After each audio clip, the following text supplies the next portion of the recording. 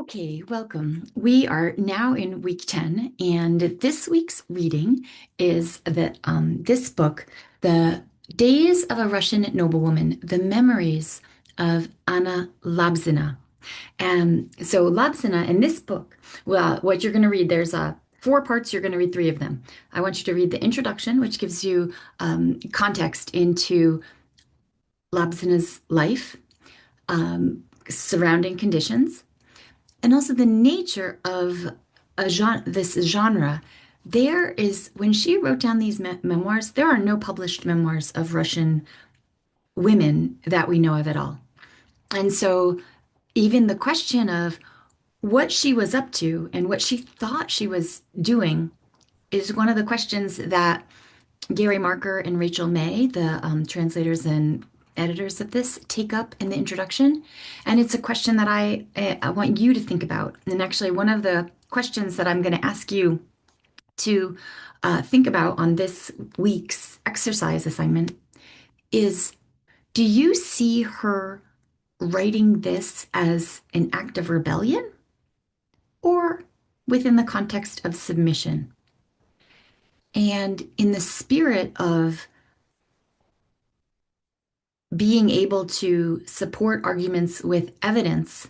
In this week's assignment, I'm going to ask you to draw on textual evidence, at least three references for each side. And I want you, to the extent that you can, develop both arguments.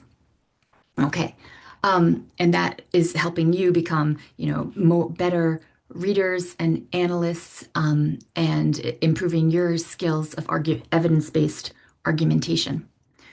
Okay, so and I just want to pause for a moment. So 1758 to 1821 is her lifespan. So she is born in the reign of Tsar Peter III, and he gets a cameo appearance in here. And she lives through the reign of Catherine and post Catherine, and also lives through the Napoleonic War. She is a noblewoman, although sometimes to hear how much she worries about money and their pecuniary conditions, you wouldn't think so.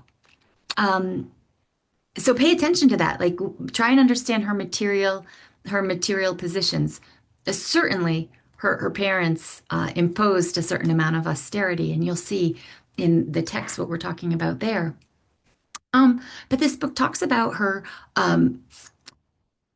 Or rather, just I want a few more words about the context in which she's living in. So she's living through the reign of Catherine the Great.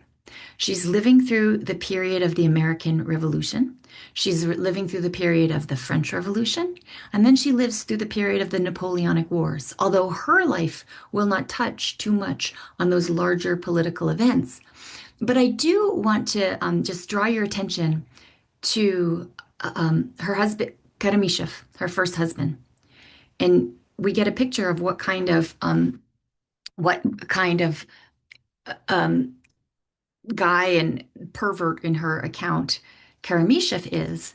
And I thought it was striking how once upon a time I'm reading some different documents of in the having to do with the history of having to do with the history of Siberia, and it is and in the account of John Ledyard.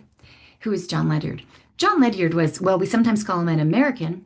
He was actually a British subject. And when the fighting got going in the American War, he got going on a big trip to Eurasia. So that's in the sense he dodged that question of where his loyalties lay, to some extent, by taking this big trip to Siberia. And he's traveling across Siberia, and he is in Irkutsk, and he actually ends up meeting so he's traveling along, and he writes this letter from Irkutsk in August of 1787, telling him what he's up to. And he says, what, I fear being overtaken by winter before my arrival on the borders of the Pacific Ocean, for I have 1,000 versts to go where there is no road at the best season of the year, but in autumn impassable, unless on foot, and etc. Da, da, da, da, da, da, da. And he says,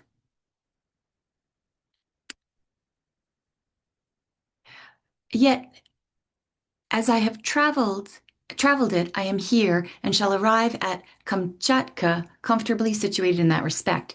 At this place, and now he's in Irkutsk, Siberia, on the coast of Lake Baikal, and he says, at this place, I am in a circle as gay, rich, and polite and as scientific as if at St. Petersburg.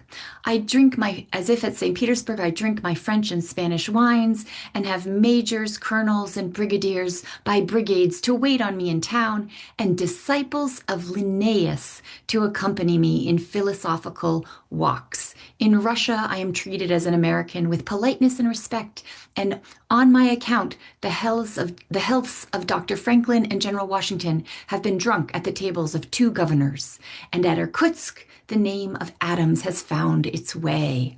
Um, and so, right there, you definitely see some American sympathies being portrayed, although he didn't stay and serve in the colonial army. He made a different choice.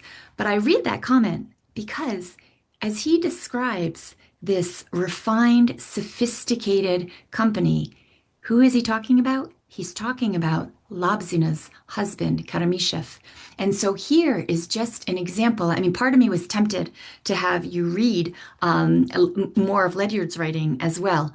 But here is an example where who shows up in where what gets written down in the historical sources can convey starkly different opinions about who someone is. And so I just kind of wanted to leave you as that as you're delving into this primary source and this perspective, and be aware that there's other perspectives out there.